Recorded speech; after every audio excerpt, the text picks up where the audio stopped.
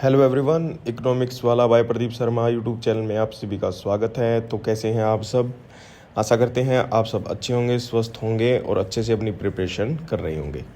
तो देखिए, आज हम डिस्कस करेंगे सीटी का जो नोटिफिकेशन आया हुआ था अपना, मतलब जिसमें सभी रूल्स वगैरह दे रखे हैं। वो देखिए, सीटी एडवर्टाइजमेंट नंबर 1/2025। ठीक है, सीटी का जो एग्ज़ाम है वो अपना कंडक्ट हो चुका है और अब जल्द ही आपको रिज़ल्ट देखने को मिलेगा नेक्स्ट मंथ। तो उससे पहले एक बार हम ये देख लेते हैं कि इसका जो सिलेक्शन का प्रोसेस क्या रहेगा, जो ग्रुप सी की पोस्ट आएंगी। तो इसमें पेज नंबर आप 24 पे देख सकते हैं। पेज नंबर 24 पे चलेंगे तो पॉइंट नंबर 9 है।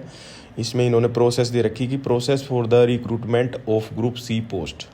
तो देखिए, इसमें फर्स्ट पैराग्राफ है, उसमें देख लेते हैं। After publication of CET marks in the accordance with the subclause 11 of the clause 7 above, the post available for the recruitment shall be advertised by the commission along with the syllabus, procedure, manner or conducting skill written examination of the advertised post and last date for attaining minimum educational qualification or experience। देखिए, इसमें यही दे रखा है कि जो post आएंगी उसका सबसे पहले जो कमीशन है HSSC, वो उसका सिलेबस होगा, जो भी उसका क्या सिलेबस है, उसका प्रोसीजर क्या है, वो सब क्या है, उसके अंदर हमें क्या देंगे, मतलब वो देंगे उस चीज़ को। ठीक है, और मतलब पब्लिश करेंगे। और on the advertisement being issued, जैसे एडवर्टाइजमेंट इशू हो जाएगा, the commission shell invite application. Commission है वो इनवाइट करेगा, मतलब फॉर्म भरने के लिए हमें बोलेगा electronically of the eligible candidates based on the merit list of CET to know whether the candidate is willing to appear for skill written examination for the post. मतलब जो एलिजिबल कैंडिडेट्स वही हैं, जैसे कि जो रिजर्व कैटेगरी है वो 40% का क्राइटेरिया है मिनिमम, और जो जनरल कैटेगरी वाले हैं उनका 50% है। मतलब जो सभी एलिजिबल हैं इस पोस्ट के लिए। तो मतलब अगर वो क्वालिफिकेशन वो कर रहा है, जैसे ग्रेजुएशन वाली पोस्ट है, तो अगर सब ने जो ग्रेजुएशन कर रखी है और CET में पास है वो, तो वो इसके लिए तो अपीयरिंग कर सकता है, मतलब फॉर्म भर सकता है। लेकिन ये कितने को बुलाएंगे वो चीज़ देखिए। Provided that out of the candidates applying for the post, मतलब जितने भी कैंडिडेट्स हैं वो अप्लाई करेंगे पोस्ट के लिए, the maximum number of the candidates eligible to appear for the skill and the written examination. ये कह रहे हैं कि मैक्सिमम से मैक्सिमम नंबर क्या है, एलिजिबल होंगे वो एग्जामिनेशन देने के लिए, लेकिन शैल बी 10 टाइम्स, और वो क्या रहेगा, 10 टाइम्स रहेगा total number of the post. ठीक है, मैं यही आपको बताना चाह रहा था। इसमें देखिए, ध्यान से देखिए, 10 times the total number of the post advertised by the commission. मतलब कमीशन जितनी पोस्ट एडवर्टाइज करेगा उसका 10 गुना होगा। जैसे अगर क्लर्क की 100 वैकेंसीज आती हैं तो 100 का 10 गुना। ठीक है, जैसे कि फिर दूसरे क्लर्क की अगर आएंगी कोई 50 वैकेंसी तो उसका 10 गुना, क्योंकि बहुत सारी वैकेंसीज ऐसी हैं, जैसे कॉमर्स ग्रुप का है उसमें अलग अलग वैकेंसीज होती हैं, अकाउंटेंट की है, क्योंकि हालांकि सब में जैसे कि BCom है, मान के चलिए, कॉमर्स वाले बच्चों के लिए बता देता हूँ, मिनिमम क्वालिफिकेशन उसमें BCom है, लेकिन सब ने अपना अलग अलग डिपार्टमेंट जब पोस्ट भेजेगा तो उसका ये पोस्ट का 10 गुना उठाएंगे।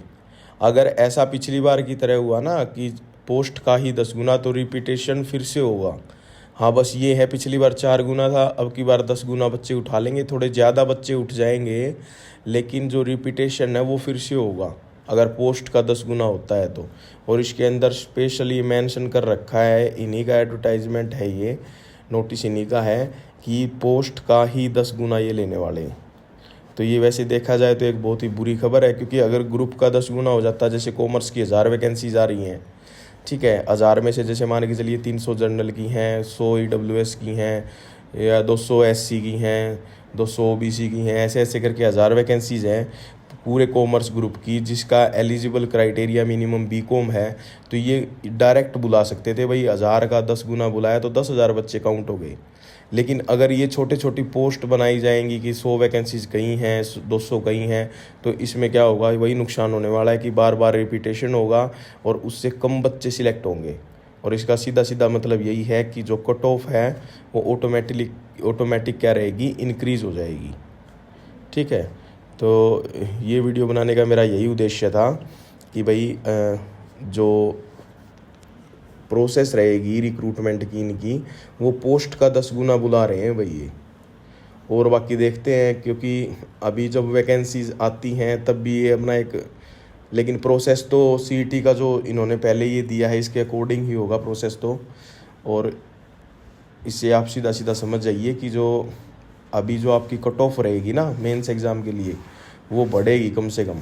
क्योंकि अगर ग्रुप का अगर 10 गुना हो जाता तो 4 से 5 नंबर डाउन चली जाती, लेकिन अभी ये मान के चलिए अगर किसी की कट ऑफ 60 हो जाती है तो 65 के आसपास फिर 4-5 नंबर आराम से बढ़ जाएगी कट ऑफ।